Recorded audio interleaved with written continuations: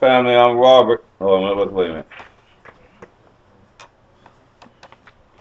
Hello, family. I'm Robert. I'm a real alcoholic. Hey, Robert. I want to welcome y'all to the Atlanta Step Up Society book study. Change your thinking, change your life. Let's open with a moment of silence, followed by the serenity prayer. Serenity prayer. God, grant me the serenity to accept the things that I cannot change, the courage to change the things that I can, and the wisdom to know the difference. You know, I've been sitting in front of this computer and I kind of got used to it. But I went out this week by the grace of God and all the donations that's been coming in from the CDs that I went and got looked at those cameras. You know what you put out in the little microphone? But now I can really cut up. I can stand up. You know, I never did this class sitting down. This is the first time. I got a little lazy. I used to like to walk, but I did find quite a few, and I think that's more appropriate. You know what I'm trying to say?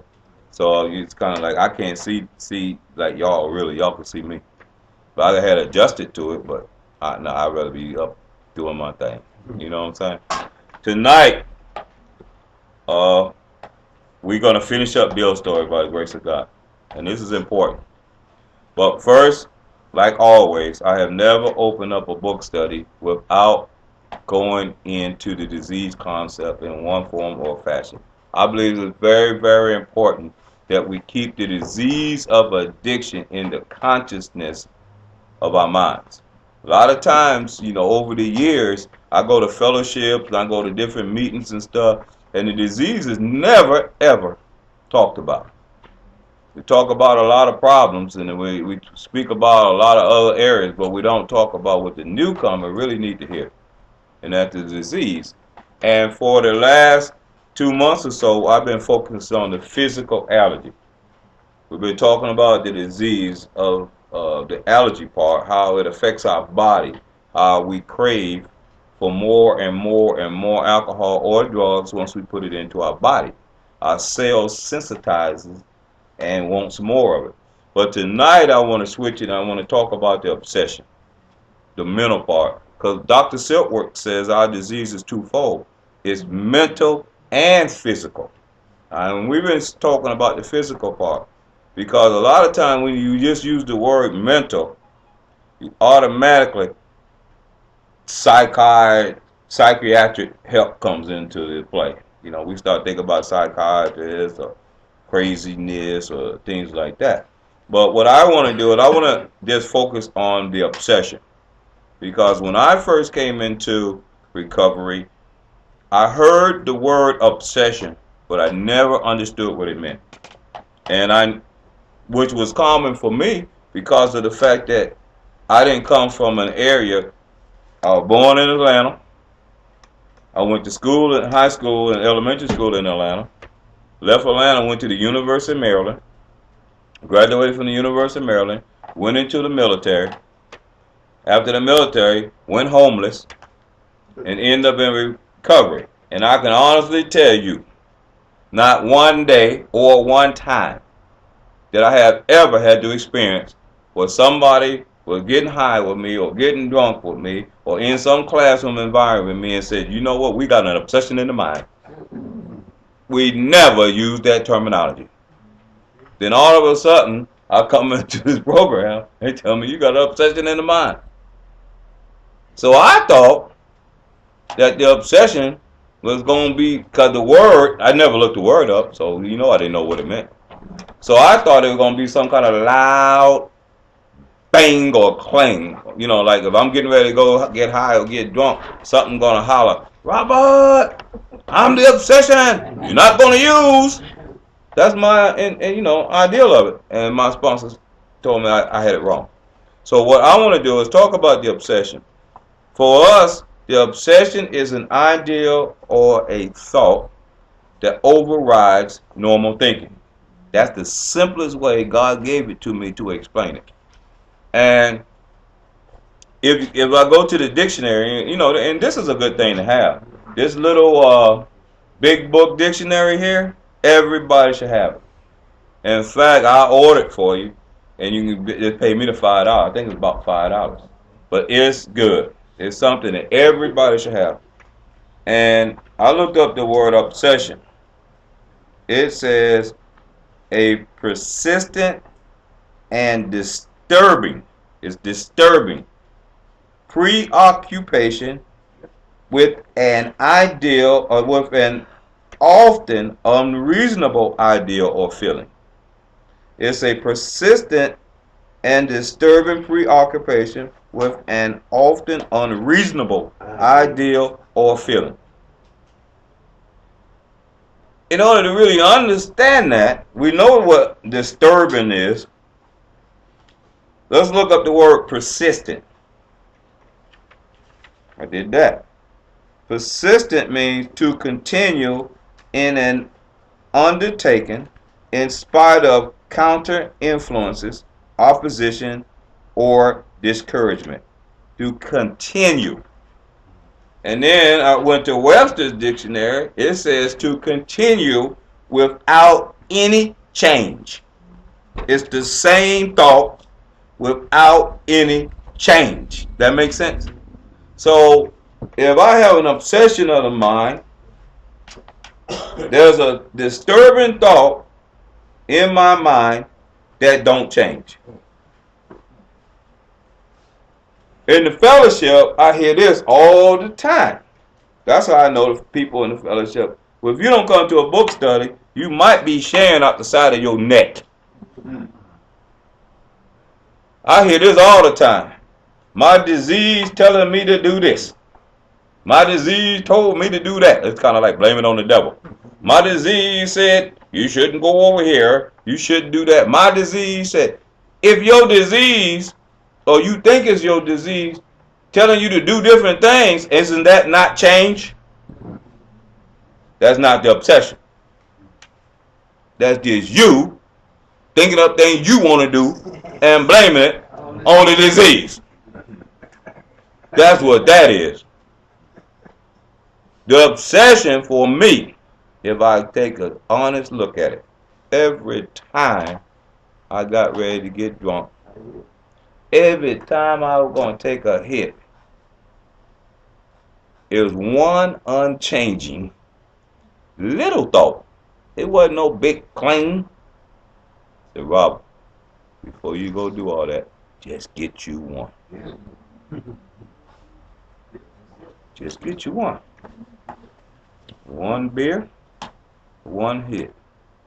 That's the only thing that did not change. Going from this neighborhood chain to that neighborhood, running here, the amount of money, who I'm going to hang with, all that was changing. But that one little thought, just get you one, didn't change. Now, we went by the obsession in the dictionary. It's a preoccupying, persistent ideal or thought, right? Persistent means unchanging. So it makes our mental part a lot easier. Instead of worrying about all these other thoughts, just train your mind to catch that one. Just don't do it. If that thing comes in your mind and says, just get you one, I'm going to tell you what I did when I first found out. Because I was waiting on some big loud thing out the sky. As an obsession, because I never knew what it was. And my sponsor said, you waiting on the wrong thing, you're going to get high. It's that little voice in your head to tell you get you one. That's the only thing that don't change.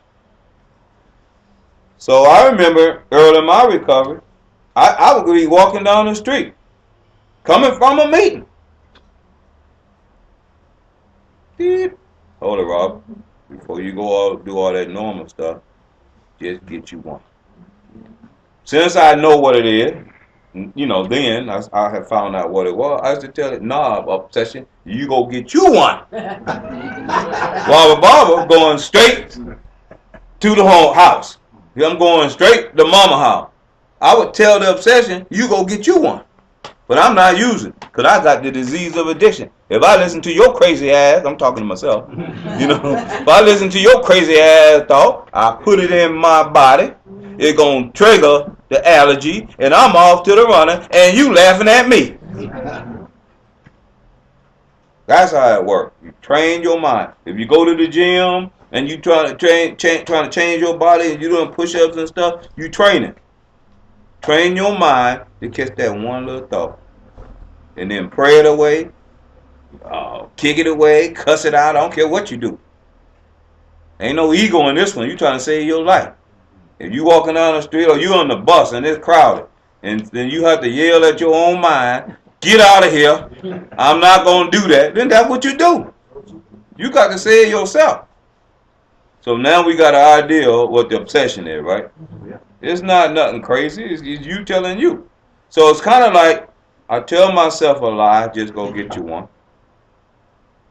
I never did one, so you know that's a lie. I believe that one lie, and then I act on it. That's insanity for my part. So every time we sharing about the disease, want us to do this and want us to do that, if it's changing, then that might not be the disease. The obsession is a thought that don't never change. It's persistent. All right, we're going to have Q&A at the end. Okay. All right, let's go to the book. Well, on page 11, we're going to finish up tonight. Remember, Ebby had came over to Bill's house. Ebby was Bill's friend, and he came to carry the message. Bill thought Ebby was being locked up for alcoholic insanity. They've been drinking. They even went as far as chartered or rented airplane. Or did he say jet? Airplane to fly around to get high. So here they are. They've been separated. Now Ebby comes back, and Ebby was sober, and he's carrying Bill the message. And Ebby had been, they had the 12-step people from the Oxford group that came and did a 12-step call, what we call a 12-step call, and got him out of the court system and put him in their organization. He was clean and sober, and he came to carry the message to Bill. So that's where he's at now, and I want to go to page 11 when he said, but my friend set before me. This is Bill talking about Ebby. But my friend set before me and made the point-blank declaration that God had done for him what he could not do for himself. His human will had failed. Doctors had pronounced him incurable. Society was about to lock him up. Like myself, he was admitted complete defeat. Then he had an effect been raised from the dead, suddenly taken from the scrap heap to a level of life better than the best he had ever known. All right, we did this last week, and I told you about there's a lot of situations in my life. Remember, when you read in this story, put yourself in the story. You can read about Bill, but it's so much better to be you, so you can grasp what's really going on. There's so many things that God had done for myself that I couldn't do for myself that I could write a book on them. I mean, all the way down to the very, very small things. You say your uncle from what part of Houston? What part of Texas? Houston. I was in my office at 6:30 today, and I was praying. True story. And I was, I teach you how I pray later. It's going to come up. And I was praying, and I was using my imagination, which is a very, very big part of God, because God and I are one. In the spiritual world, there is no separation. There's the greatest man that ever walked the face of the earth say, one, I and the Father are one. So 1 + 1 = 1. Not 1 + 1 = 2. So I was in there praying, and I was imagining myself in Houston, Texas, doing this big book study. I got in the airplane. I got off at Houston. This is tonight. And I drove to this place, and I was doing the study. It was in my imagination. Then Erica come in here and said, "Oh, Uncle want the tapes." And where is he from? She said, "Houston, Texas." Oh boy. That's it. That's my confirmation. God had done for me what I could not do for myself. I didn't even move physically out of my office. But everything or anything is possible through God. So he moved all the way to Houston and brought Houston here. Just example. He had, in effect, no, let's go up one. Society had about to lock him up. Like myself, he had admitted complete defeat. They had surrendered and say alcohol was their master. All right. Then he had, in effect, been raised from the dead. We still studied this last night. There's all different types of dead. When we said dead broke, the battery, you can be dead in the morning when you're trying to crank your car. You can be financially dead. You numb, your arm go numb. We call that dead. You can be emotionally dead, spiritually dead. So each and every last one of them, there's a power that's greater than us, that's in every last one of us, that rises us from the dead situations, which we call the resurrection, being raised from the dead. It don't have to. We're not talking about your body floating in the air and disappearing in the sky.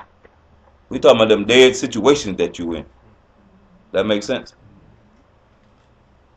Suddenly taken from the scrap heap to a level of life better than the best he had ever known. And I can honestly tell you that's true about me. I think somebody was asking me about getting high or something like that, and I was telling them I couldn't get high if I wanted to. Life is just too good.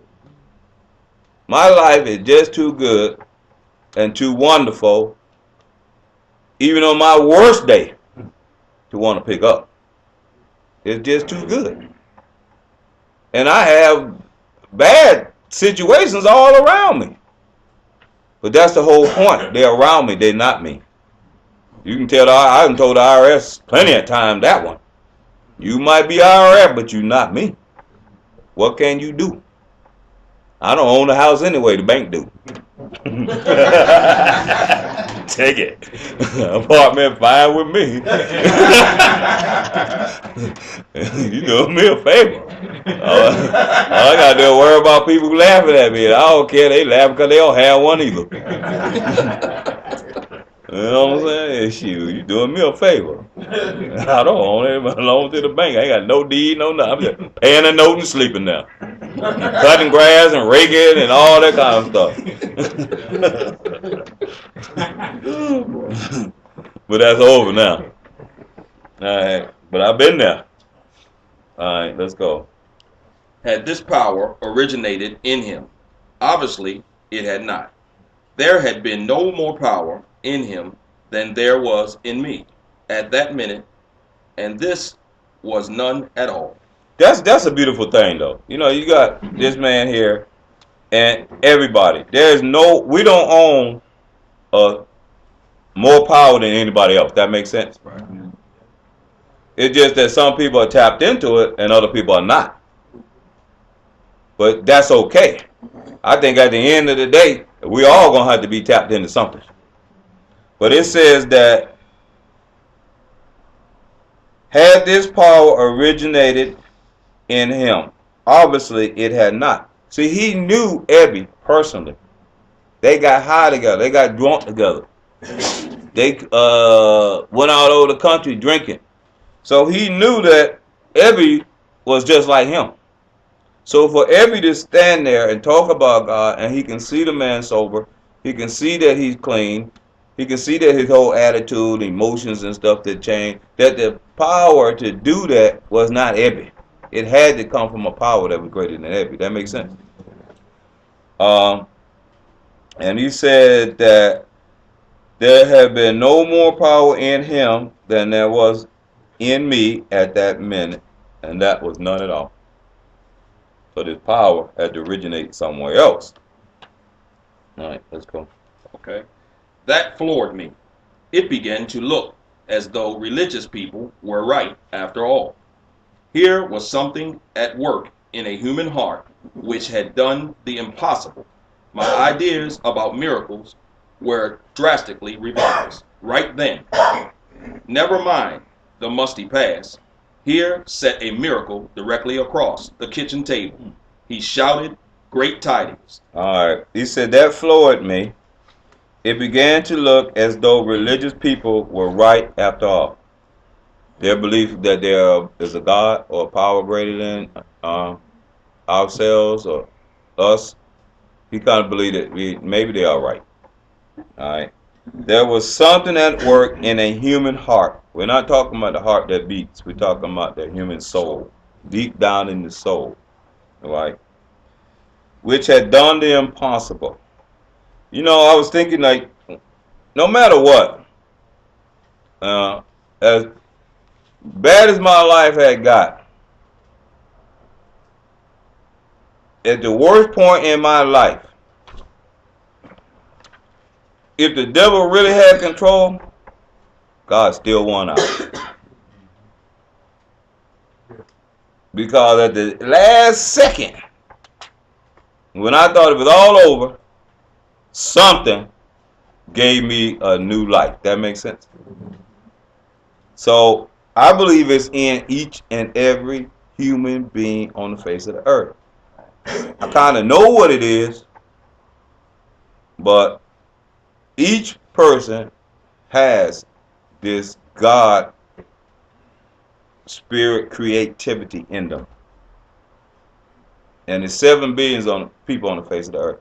It's in every last one of us. And I personally believe that every person on the face of this earth, through the human imagination, which is the most powerful thing on the planet, it's the human imagination. Without the human imagination, there will be nothing.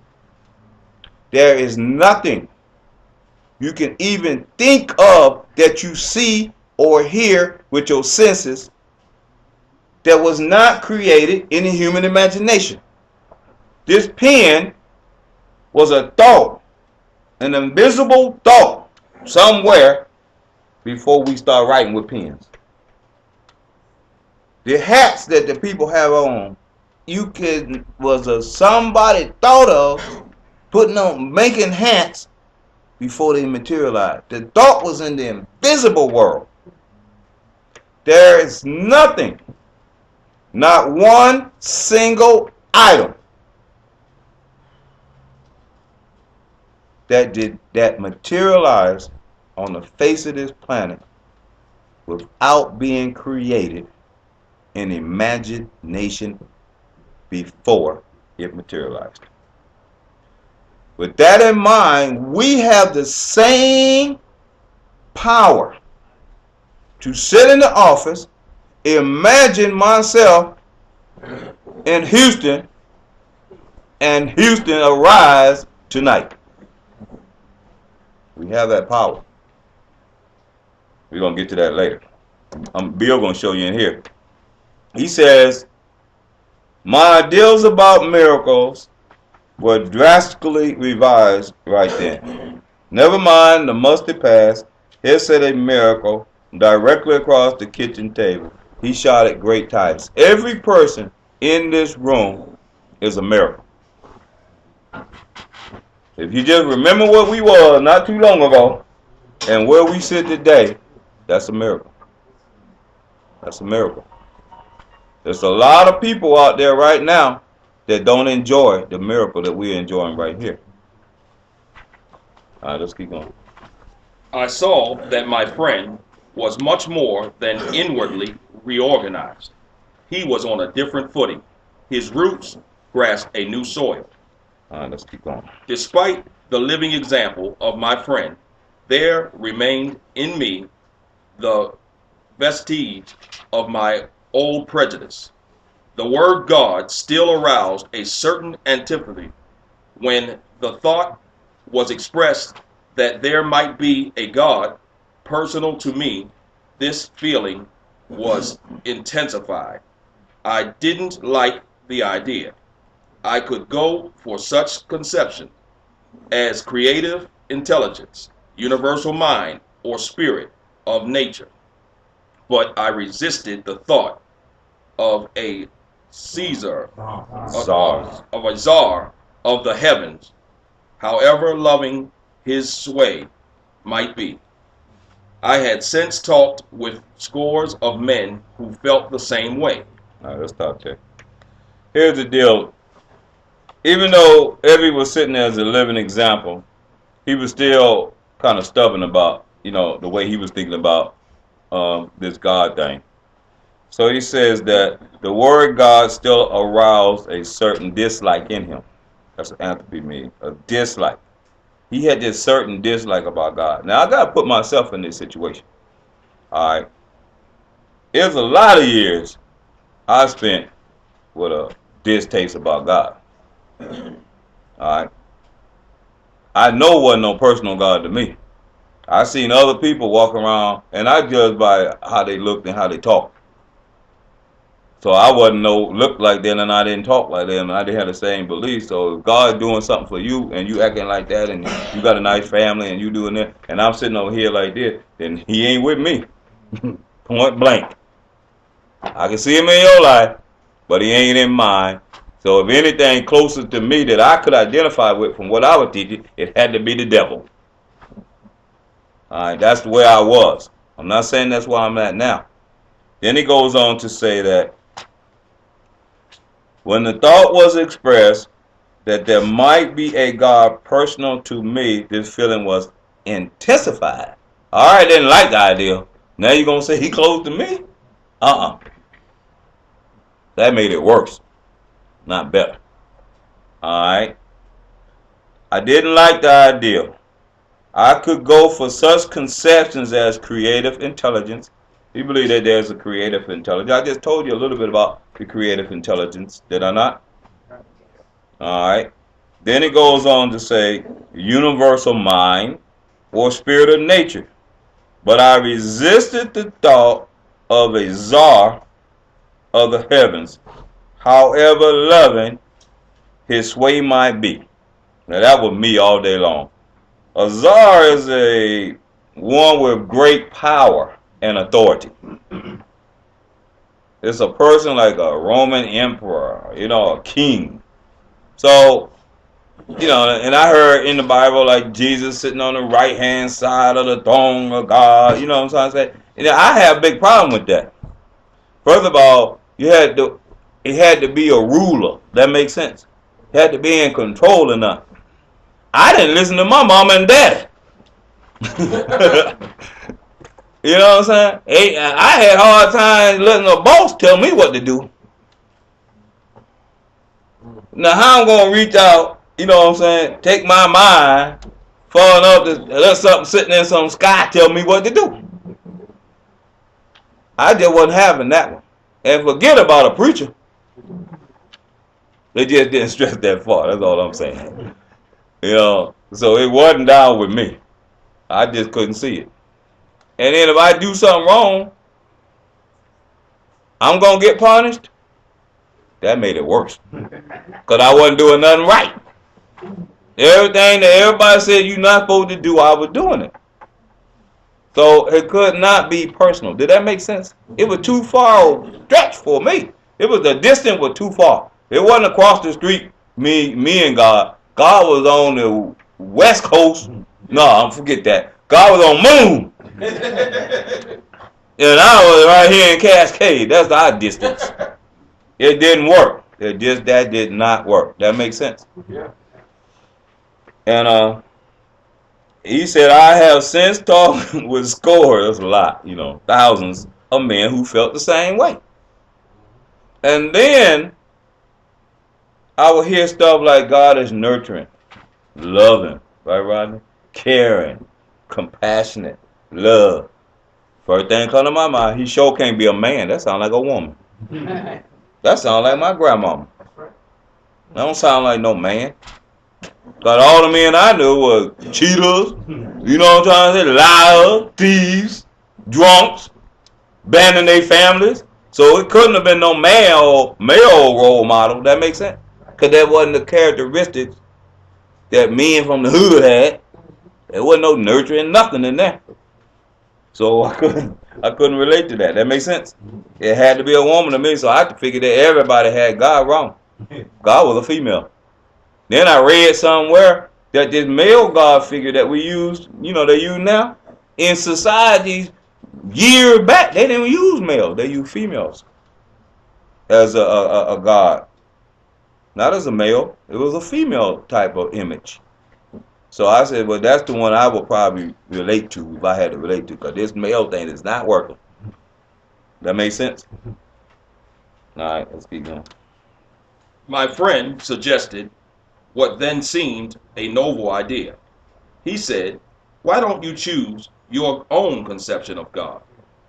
Let's stop there. That's very important. Since I was so confused, probably like Bill was, I think everyone was probably getting sick and tired of it. He's sitting there going back and forth with it, man. He just threw up his hands and said, why don't you just choose your own God, damn? Get your own conception. I think that's the best thing ever hit me. Because when I had the liberty to get my own, and I had followed a lot of other people's, my mothers and other people and aunts, and tried to do what they did, it wasn't working. But when they said just find your own, that's when I got the first bit of freedom. I took that to heart. And all I needed at the time was God to keep me clean and sober today. I don't know who you are. I don't know what you are. But I know I've been staying off this drinking and drugging. So let's just start here. That's all I needed. You know? Keep going. That statement. Okay. That statement hit me hard. It melted the icy intellectual mountain in whose shadow I had lived and shivered many years. I stood in the sunlight at last. He said that statement hit me hard. It melted the icy intellectual mountain in whose shadow I had lived and shivered many years. I stood in the sunlight at last. It's kind of like you can read all you want to. You can study all you want to. You can do a lot of rituals all you want to. But until you accept some kind of a closeness with God, a personal in the heart thing, you still outside of it. Now I believe that when I speak of God, this is just me. This is just me. If I say God is near me, next to me, like this bottle is next to me he's still too far. That's not close enough. It has to be in me. It has to be me. I can't go with this outside stuff no more. That makes sense? Yeah. So I think our program gives us an opportunity to start looking within ourselves.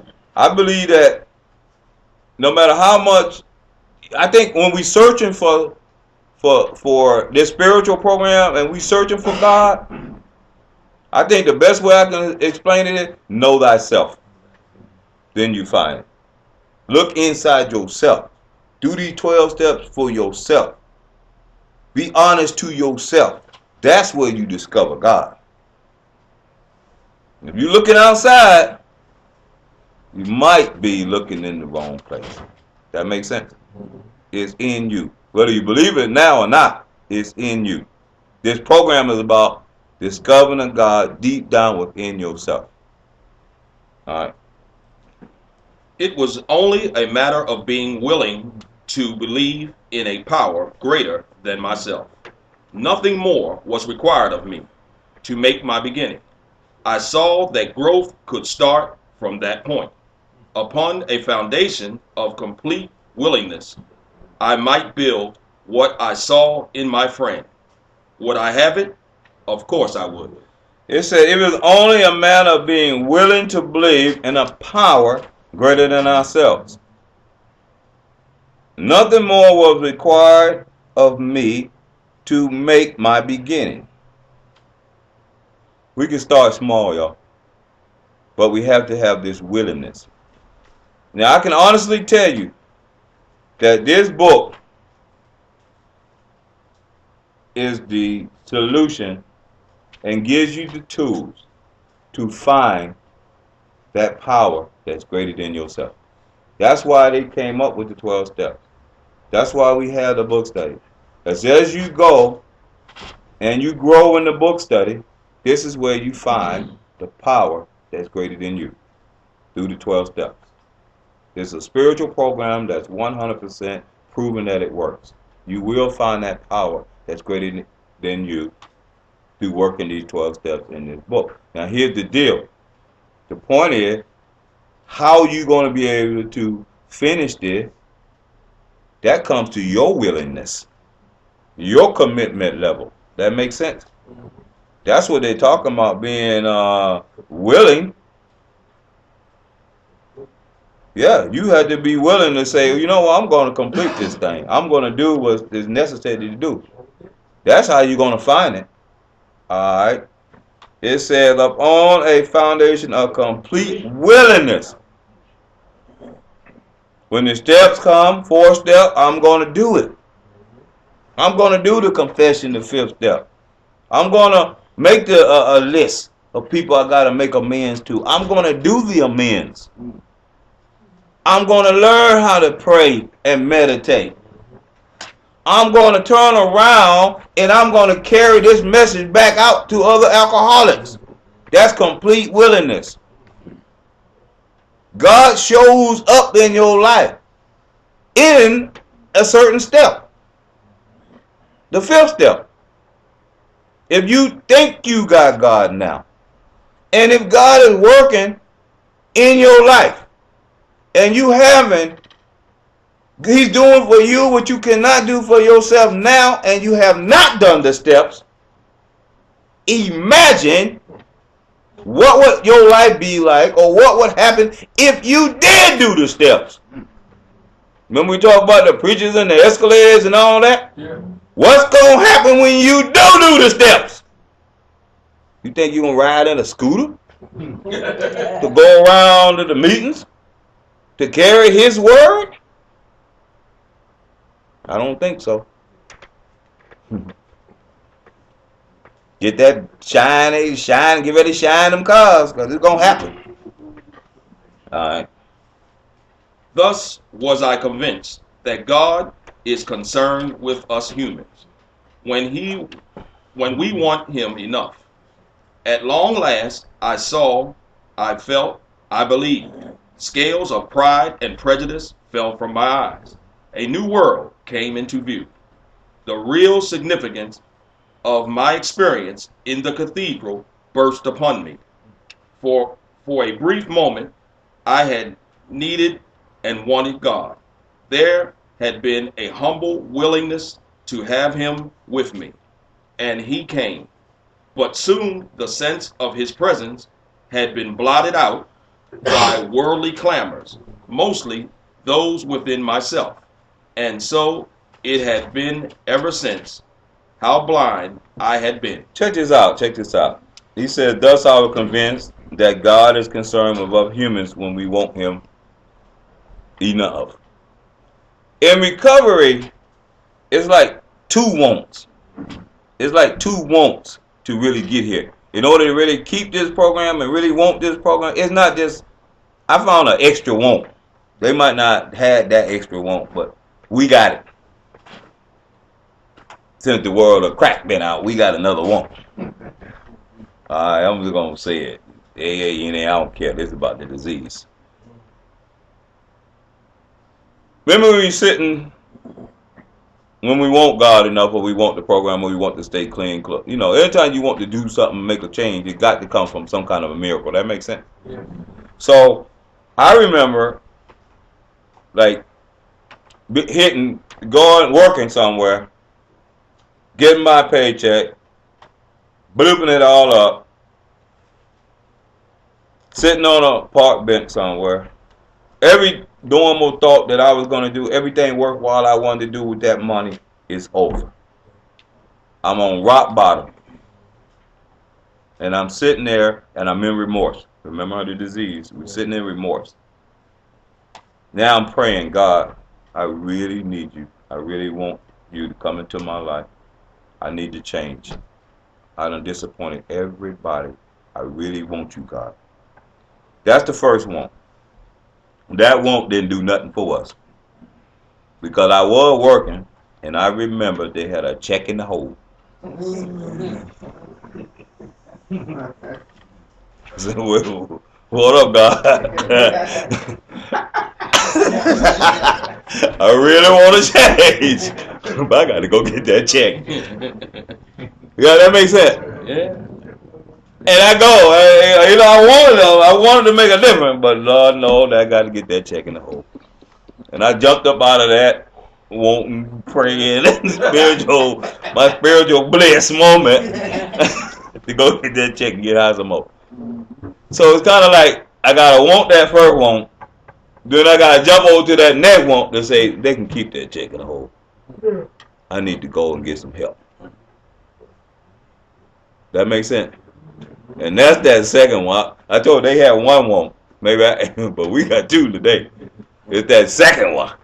If you can get past that one, you on your way. That makes sense. Now, anybody owe you $1, you ain't gonna jump to that second one. You got to go get that money. All right, that's funny. He said that for a brief moment, I had needed and wanted God. That was brief. There had been a humble willingness to have him with me, and he came. He probably came right then and there when I wanted him, but I had to leave him. But soon the sense of his presence had been blotted out by worldly clamors. That loud cloud in me to say that check in the hole. That blotted out God. I had to run. Mostly, that worldly clamor was mostly within myself. And so had it been ever since, how blind I had been. Every time I really want to make a change, there's something in me that makes me postpone it. That makes sense?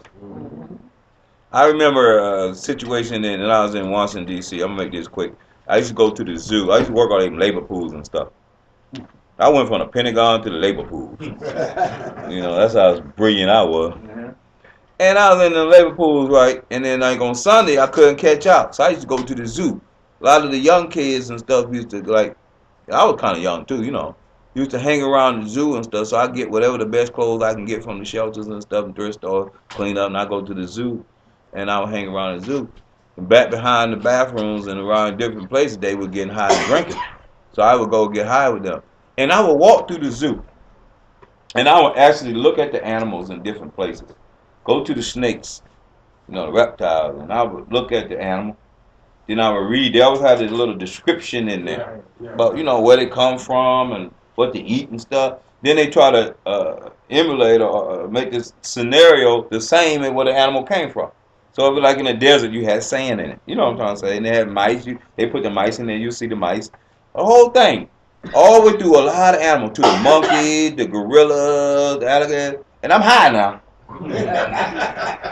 You know what I'm saying? I'm good at high. So I go and read all this stuff. By the time I get about halfway through the zoo, I have came to the conclusion that there is a God. There's no man I know can create nothing like this. It has to be a power greater than myself. The other hand, I'm high. I'm going down a little farther. By then, I'm loving God. God, you're such a wonderful thing. You're able to do all this, like the moon and all this stuff, and I go to see the scientist stuff. If man made parts of the moon, we'd be buying it at the 5 and dime store. If you can buy some moon, I'd be selling it downstairs. So I'm going and I'm looking at all this stuff, and I'm just really taking this God thing in, right? And I'm praying, God, you are it. There's nothing greater than you. You are it. I'm contemplating on God. Then I walk outside the zoo. Now I really want God in the zoo. Well, I'm high up, I'm into this God. I get about 2 blocks from the zoo. Holler at you, God. I got to go. I'm right back in the hood. All that's gone. That whole experience of watching God created blot out by me wanting to take another drink. I just left it and went on by I didn't hold on to none of it. That makes sense? See, that's what we can't do no more. You get that experience, you better keep it. Don't let it go. All right, let's keep going. Okay. We're gonna make it tonight, y'all. At the hospital. At the hospital. At the hospital, I was separated from alcohol for the last time. Treatment seemed wise, for I showed signs of delirium tremens. All right, this is Bill's third time in treatment. The third time in treatment. I think I told y'all, when I first came around, I think I told y'all that, when I first got around, people used to relapse, right? And I was like, in the back of my mind, I ain't have enough courage to say nothing. I was like everybody else, first year or something, I ain't open my mouth. So, but in the back of my mind, I said, man, look at that fool, he don't relapse. Look at this. You know what I'm trying to say? Oh, big share and all this, he relapse. I ain't studied nothing. Then I read that the founder done relapse 3 times. I said, whoa. If Bill can relapse, who the hell am I? I need to change that attitude. That makes sense. Because I was wrong. I'm putting down something I didn't know nothing about. And then when I read this, Bill been in treatment 3 times. I need to quiet my little thinking back here because it's wrong. If the founder can relapse, then I ain't got a chance in hell. That makes sense? I need to be focused on me. Stop worrying about everybody else. That's right. All right, let's keep going. There, I humbly offered myself to God, as I understood him, to do with me as he would. I placed myself unreservedly under his care and direction. I admitted for the first time that of myself I was nothing, that without him I was lost. I ruthlessly faced my sins and became willing to have a newfound friend, take them away, root and branch. I had not had a drink since. All right, Bill is starting to work the steps. You can see the steps in there. We don't have to go over that because we're all in a 12-step program. If you can't see the steps in here, then you probably need to stay out there and we give you a little class by yourself.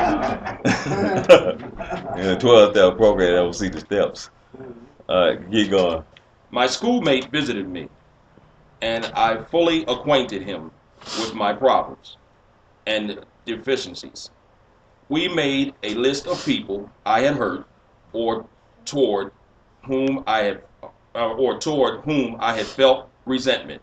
I expressed my entire willingness to approach these individuals, admitting my wrong. Never was I to be critical of them. I was to write all such matters to the utmost of my ability. All right, that's the rest of the steps. So when Ebby came and he started doing that 8th step and 9th step, the stuff, 5th step and stuff like that. So my thing is that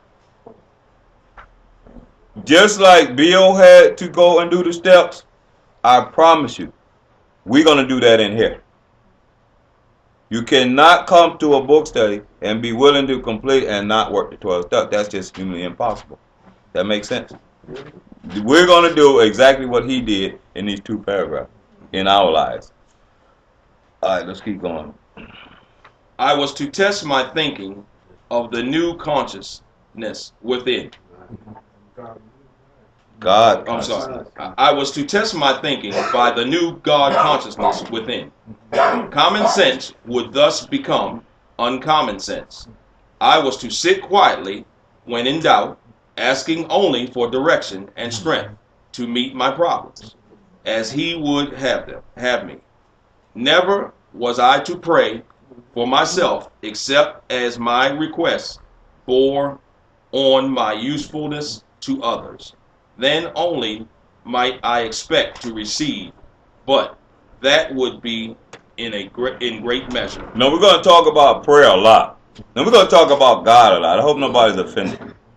And let's just do it with an open mind, because in spirituality, like I told you, it's all inclusive. My ideal about God don't have to be yours. I'm just kind of like sticking with the book and things I learned over the years. That makes sense. So you don't have to take what I say in concrete, like it's concrete. But there are some things that's similar to what's in the book. All right, from my like years of experience. When he says, I was to test my thinking, all right, by the new God consciousness within. He's saying that within him now is God. That makes sense? His ideals and his thinkings is connected to this consciousness that's within. He's not looking outward no more to try to run his life. So he says common sense would become uncommon sense. And then he goes into how he kind of pray. Bill uses what I call the trickle down prayer here. The trickle down prayer. Jesus used it a lot. Jesus said, seek ye first the kingdom, and all things will be added. Right? So if you kind of seek the highest, it trickles down. Then he gonna say you don't have to worry about what you eat, where you sleep. You know what I'm trying to say? None of that stuff. All that stuff gonna be added in your life. So it's kind of a trickle down prayer. So you start high, aim high, like service work, help other, and then everything else will be added on. That makes sense. Or you can go from the bottom. I want this, like an ego. I want this. Give me that. Let me hit the lottery, or this and that, and try to work your way up. Now we done did that one. Ain't got nowhere. But that is a form. I'm not knocking it. Or you can do the trickle down effect. So he does the trickle down effect here. He says, I was to sit quietly when in doubt, asking for direction and strength to meet my problems as he would have them. He ain't trying to figure out how his problems is no more. He said he had surrendered. Remember that? So he's not trying to figure it out no more. He's asking God. Then he says, never was I to pray for myself, except as my prayers bore on my usefulness to others. He prayed for other people. So he kind of said that if I want sobriety and I want to stay clean and sober, I pray that everybody finds a way to become clean and sober. That makes sense? And if he's praying for service for everybody else, if he can pray that Erica stay clean and sober, this person stay clean and sober, this person stay clean and sober, if you praying in that form, you will become clean and sober too. That's what, you know what I'm trying to say? And then how and all that trickled out. You know. So he goes on to say, then only might I expect to receive, but that will be in great measure. When he found that if he prayed for other people, it's like praying for the kingdom first, everything else will be taken care of. How you pay your bills, how you do this, how you do that. You know, I know for a fact, because our program is in threefold. It's the recovery section, it's the work, the job therapy, and then it's the residential section. And I can honestly tell you, as long as I keep the recovery up and high, and people clean and sober, the other two fall in place. To worry about what truck coming in, what it's going to do, this and that. Just keep that part active, and everything else fall in place. If I shift to the material side, the trucks and all that, they start to crumble. I know that. It's the trickle down effect. All right, keep going. My friend. I don't even want to tell you about common sense will become uncommon. Because what I did in the office, that's uncommon sense to most people. They be saying he crazy. What he talking about? That makes sense? All right, let's go. My friend promised when these things were done, I would enter upon a new relationship with my Creator. That I would have the elements of a new way of living, which answered all my problems. Belief in the power of God, plus enough willingness, honesty, and humility to establish and maintain the new order of things were the essential requirements. All right, he says right here, my friend, every promise that when these things were done, that's all the 12 steps. I will end up on a new relationship with my Creator. Did I not explain to you, once you do this book study and all the 12 steps, you're going to be able to have a God of your own understanding? Then he says that I will have the tools, elements as tools of a way of living will answer all my problems. You have a problem? This step answers it. You have a problem? That step can fix it. That makes sense? That's what the tools are. Alright? He said, believe in the power of God, plus enough willingness, honesty, and humility to establish and maintain a new order of things. These were the essential requirements. Let's do the next one. This is important, the next one. Okay. Simple but not easy. A price had to be paid. It meant destruction of self-centeredness. I must turn in all things to the Father of light, who presides over us all. You know, when they say that this is a free program, Right. now I have to worry about it free. No, it's not. A price got to be paid. You can go to the meeting and think it's free if you want to. This is not free. Simple, but not easy. Simple means easy to understand, but it ain't gonna be easy to do because you're gonna have to find yourself. I think that's the hardest thing people can do because they're not looking for themselves; they're looking for other people. They're looking at other things. They don't want to look at themselves. They looking at how the devil making stuff run. They don't want to look inside themselves. They rather blame other people. Simple but not easy. A price had to be paid. Here's the price. It meant the destruction of self-centeredness. The self-centeredness, the best way I can explain it is, it's like a highway. 75, 85, emerged right down the street. Both of them running side by side. It's kind of like a moral thing. It's kind of like, I know what's right and I know what's wrong. But in the attic, we got this great big old highway going right down the middle. I know it's right and I know it's wrong, but I'm going to do what I want to do on this highway. I'm going to take this highway. I'm going to do what I want to do through life. I know it's right to take my kids this money that I just got paid, and I promised them they're going to go to Six Flags with their school and have a good time. And they're going tomorrow. I know it's right to take that money and do the right thing. I know it's wrong, just like I know right, I know wrong too, right? I know it's wrong to take their money and do what I want to do with it. But since I'm selfish, I'm going to do what the hell I want to do and go on up that highway. That has to be smashed. That highway has to be destroyed. That makes sense? When they say destroyed, they ain't talking about it can't be no signs of it. Like it don't exist no more. Alright, that's the price you have to pay. That self-centeredness has to go. I must turn in all things to the Father of light who presides over us all. You ain't got to worry about turning in all things because that ain't finna happen. Alright.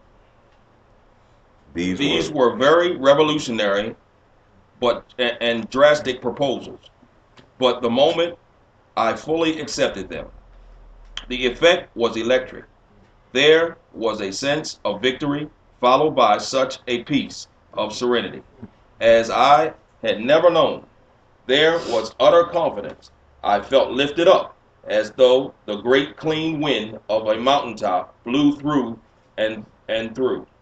God comes to most men gradually, but his impact on me was sudden and profound. These were revolutionary and drastic proposals. Still talking about those 12 steps, y'all. But the moment I fully accepted them. See, right now, you can make this thing, you can what, I'm going to do this. And accept it. I guarantee you'll walk out this door different. That makes sense? Then he says the effect was electric. There was a sense of victory. The hope to know that you can recover. The hope to know that it's in here. It's in the book. You're going to receive it. You got somebody going to show you how to do it. You got people in here that done did it before. They're going to assist you with doing it. You're going to have a network of other people who have done it that's going to come in and volunteer. Even when we start doing the 4th step and the 5th step, I'm going to bring old timers in here that show you how to do it too. You can't lose. So when you walk out of here, you know you're in a win-win situation because it tells you stick with the winners.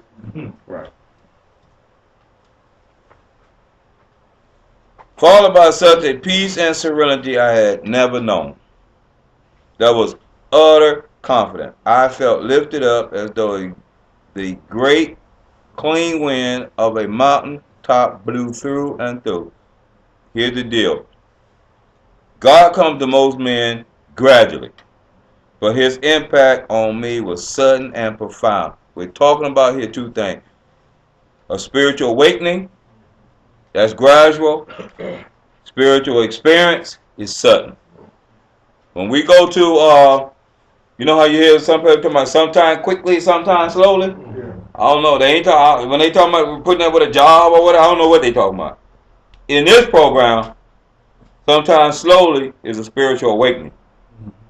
Sometimes quickly is spiritual experiences. And in the next chapter, we're going to study that in detail. So I'm not even going to go. We're going to go to the appendices and study what's the difference between spiritual experience and spiritual awakening. That makes sense? So I'm not even going to do that right now, so we can do that later. All right. For a moment, I was alarmed, and I called my friend, the doctor, to ask if I were still sane. He listened in wonder as I talked. Bill had had a spiritual experience. God had came into the hospital and filled his room, the light, and changed his thinking, his emotions, and his feelings all at one time. A spiritual experience. I know a lot of people have had spiritual experiences. I have not had one. Most people get spiritual awakenings gradually. I didn't get that. All right. I don't feel bad because at the end of the day, we all going to be at the same place. I just didn't get that. I'm kind of glad I didn't get it because I probably would have left y'all asses a long time ago. Bah! I got mine. So I didn't get it. He had to come to me gradually. That makes sense? And I'm kind of glad, though. I like that way. I like things a little slower pace. All right. And then Bill thought he was crazy. So he went to Dr. Silk worker and explained it to him. Say, well, if that's what you got, you need to hold on to that because it's better than what you had. Keep going. Finally, he shook his head, saying, "Something has happened to you. I don't understand, but you had better hang on to it. Anything is better than the way you were." The good doctor now sees many men who have had such experiences. He knows that they are real. While I lay in the hospital, the thought came that there were thousands of hopeless alcoholics who might be glad to have what had been so freely given to me. Perhaps I could help some of them. They, in turn, might work with others. That's that imagination again, the human imagination. Wow. Now, the best time to practice your creativity, the things that you want in life, if you want to put it into action, and I'll teach this later, and how to receive the best you can from life is at night, right before you go to bed. You put that thought in and you become it. You live it. Just like I told you I was in that room and I was in Houston. Houston showed up in my life. I do it so much now, it come fast. But you do it at night. Now this man, he said, while I lay in the hospital, the thought came. The thought came to help thousands. That wasn't him. That thought that came to him that was inside of him was God. That makes sense? You already don't shine a light in you and change everything. Now, a thought came to help thousands. The thought that comes to you like that is God. All right. He says, as I lay, the thought came that there were thousands of hopeless alcoholics who might be glad to have what had so freely been given me. Perhaps I could help some of them. They in turn might work with others. The big book has not even been written. He's thinking about or have a vision in his mind to help thousands of people. Later on, 3 years later, when they're writing a book, the 100 men and women, they're not on thousands of people no more. They sitting down writing a book with the same type of imagination to help everybody on earth who journeys this way. You see how that grew? They've had the vision prior to even doing this stuff. All right, go.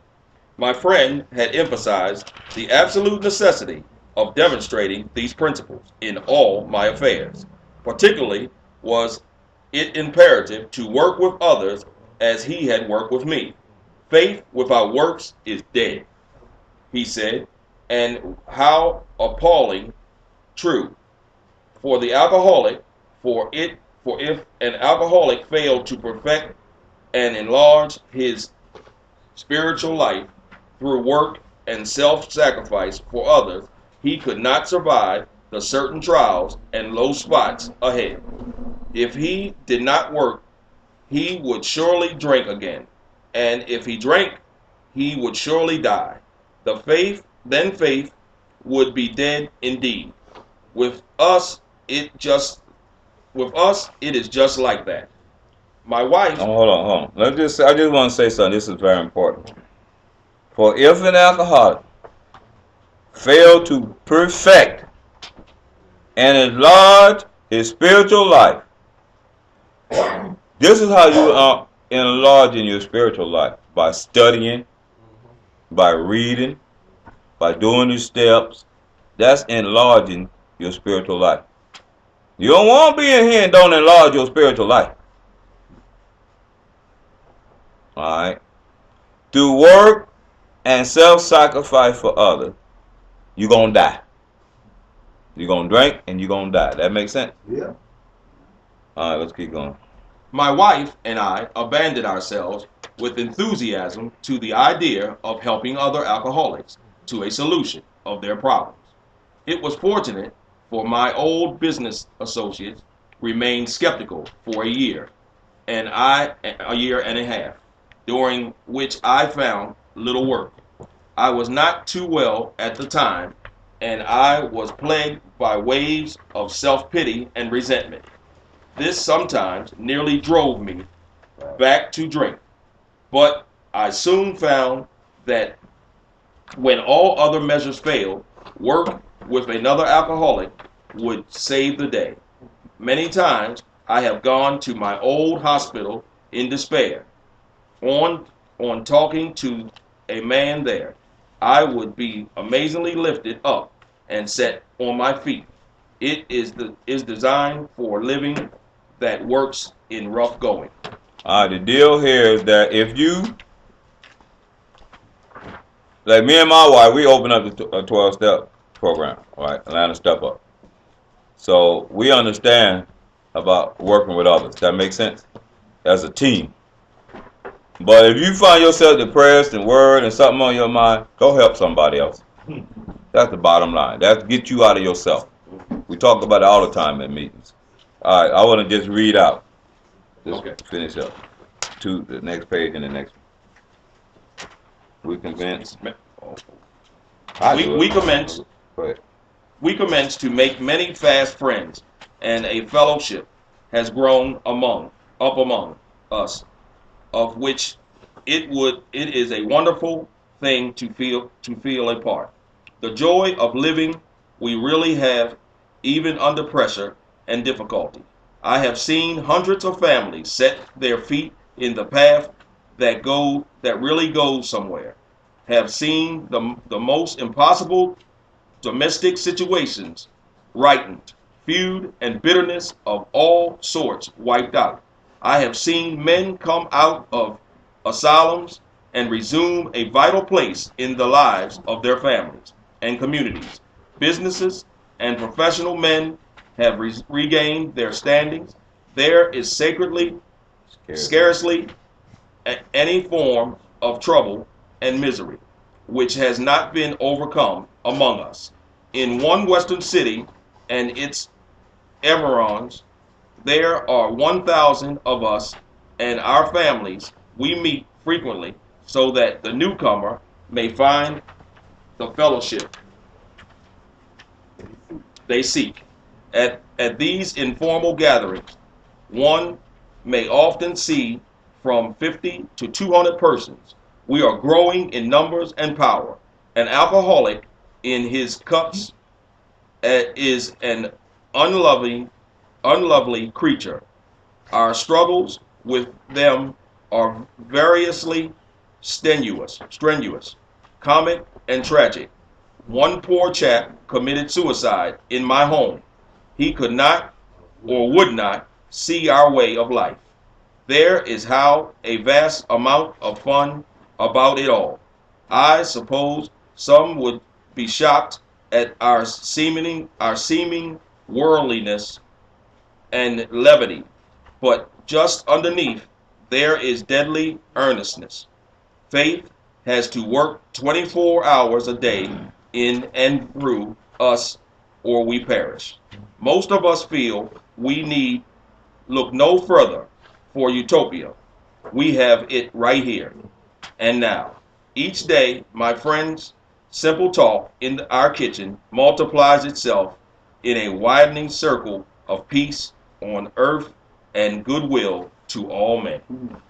All right, that was good. I just want to say that, since we started the fellowship, my wife, myself, Ken, Atlanta Stepper Society, everything on these 2 pages that we read, we have seen. We've seen numerous people come in with all types of situations, and their lives change. From the jails, from broken families, from every situation you can think of, they have recovered from. And I can honestly tell you that. We even had a person die in one of our houses. We don't seen it all. But by the grace of God, we still continuing to move forward. That makes sense? So I want to just pause for a few minutes and we'll take Q&A, question and answers. Anybody? Y'all ready to go home? They looking at their clock. 8:35. Anybody? Gotta have something. It was a couple of things, and this is not the first time I've been through this part of the book, but many times, you know what I'm saying? It was a couple of things that stood out to me. You hear anything in the fellowship when you go to meetings, and I hear you talk about that. I've heard one person say it's opinions anonymous. It turns into that instead of alcoholics anonymous in the meeting. And they were saying, I hear people say you have to wait a year before you work the step, before you start on that, or you have to wait 6 months. You need to get into the fellowship first. But this proves different right here. They said when he was in the hospital, actually he went through all 12, right there in his bed. So that dispels that false information right there. That's one thing. And another thing, the power of God in his fellowship. You might see the Jehovah's Witnesses come around and they try to get you to convert. But the nature of our disease and the destructive nature of our disease, it has us in such a desperate state that did you see when he first came in and the power that was exhibited when he saw his friend, that he had seen his friend in a state before. That's amazing, man. Right away he said, wow, you know what I'm saying? And he was one of those, like a lot of us in this program, that never believed in God, But seeing his friend and having seen him in the state that he had seen him in before, immediately he was convinced, That's right. So those two things stood out for me. I'm gonna tell y'all, I never, I did a lot of meetings, and I still go to meetings, but I did a lot of meetings in the beginning. And then I had about 3 months, and I came across this book study. The same book study now. It was at Ujima, and a guy named Dante used to travel from Alpharetta to Ujima to do this. And when I got in a book study, that started changing my whole life. And I've been in a book study ever since. In fact, I would go to a lot of meetings, and I'd be like, "Bleh." And I'd be like, I can't wait to, it was like Thursday night or something, I can't wait to Thursday. I was running over there to get this one. And I was committed to this. Let me tell y'all something. Because just right. Me and 4 other guys went to another clubhouse. And we took we had about this amount of people, maybe a little bit more, and we did a 90-day program with the people. They was already in book study and going to meetings. We just took in step. We taught them the disease concept, and we took the paperwork. Step 4, and we did a 4th and 5th step with them. It was a 90 days. Can't remember 90 days or 60 days. Like 60 days, wasn't it? It wasn't a whole lot of days. Took all these people, 30 or 40 of them, and we met 4 nights a week for an hour. We brought out the 4th step paper, showed them how to do that, sit there like a classroom environment. They did it. 10 dropped out. They did the 5th step with us, between the 4 of us. And then showed them how to do the 8th step and taught them how to do a 9th step. And this is like 30 people finished it. All 30 cleaned the day. I rest my case. Hold on, alcohol. You know, if you're talking about never pray for yourself. Let's for helping others, right? And I remember when I was working with this with my sponsor, I was going through a lot of things and I was broke. And I said, man, if I pray, how do you pray for other people to help yourself, right? And when I started taking people to meetings, right? I had my truck and I would fill it up, it stayed full today, right? And I said, man, Lord, if I had some gas, I get some people go to a meeting. Truck stayed full of gas. But see, it wasn't for me to get no gas. For me, it was to help other people, and it stayed full of gas. And I kept going, wait a minute. This might work. And I started seeing this stuff, right? And I remember one time, me and my sponsor were together, and both of us were totally broke. And he was sitting there, I said, man, we can't get to, we were going to a detox. And I said, man, we ain't going to get to the detox this week. He said, man, I don't have no money either. I don't have no gas either. I said, Lord, whatever happened. He called me, he said, man, a check came from the place, I got $200. I said, what? And we praying to help other people. Mm-hmm. Should I call him back later on the year? I said, man, the workman comp sent me a check for $900. He hadn't sent me a check in 6 months. Mm-hmm. You see what I'm saying? Mm-hmm. And I'm going to say it be quiet. I remember I was going to a big book study, and the big book study asked for $5, right? And I prayed, and I said, God, this big book study take all their money, and they donate it to that building. I said, if I could come up, if you give me that $5, and I didn't have no money. I said, if I could get that $5 every Saturday, and I could give it to that big book study. And so I wasn't praying for me, and every week, it'd be Thursday. And I looked and I said, I got $2. I said, I got a quarter tank of gas, I got $2. I'm gonna get it $2. Every Saturday, I had that $5. And when I got back home, I had hundreds of dollars in my pocket. And because I prayed to help other people. And it's been working ever since. Thank you. If y'all don't believe him, test him. Yeah. Put it to the test. If you don't believe this stuff work, what he just said, put it to the test. I couldn't even tell you how many. I open the mailbox, the universe send me checks. I don't even know who the people are to help addicts and alcoholics. That makes sense? Truck breakdown, transmission, $3,000.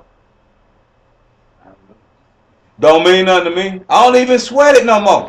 I put it in the shop. By the time the truck out, I got the money. It don't mean nothing.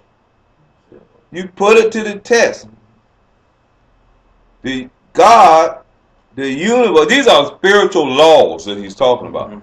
The laws don't change because your butt don't know it. You understand what I'm saying? Because you don't know it don't mean it don't work. It's working all the time. And it will always work if you take you out of the equation. When we put ourselves in any equation, we only operate from the ego. You put you out of your equation, always think about other people, pray for what you want other people to have, and they will get it and you get it. That makes sense? There's a lot of universal laws that just happen. It's like gravity. That's a universal law. You drop something, it's gonna fall. You pray for other people, you're gonna get something fall for you to you. It never fails. I see people all the time who be struggling because they don't know the universal law. Thanks, Robert, thanks for the information. I should say grand sponsor. Thank you, Grant, because Derek is my sponsor. And, huh? Well, keep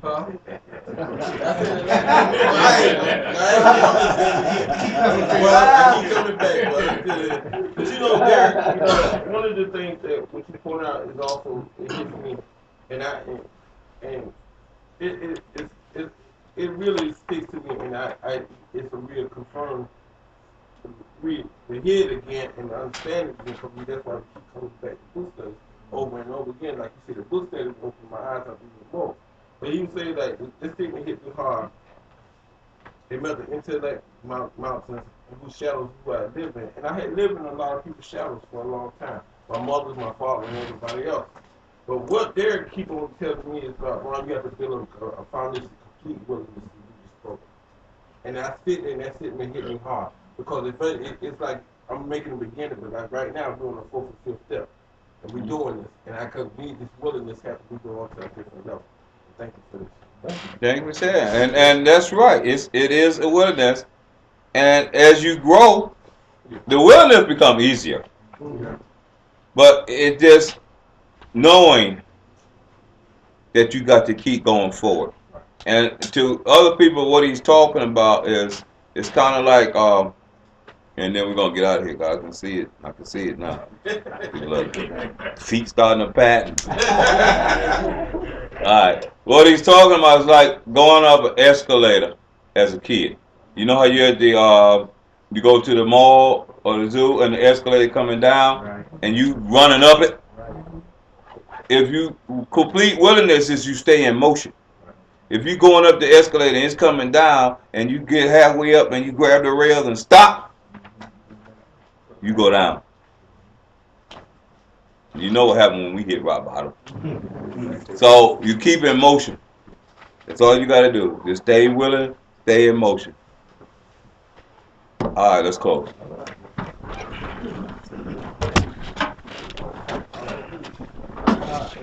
You got to put a donation.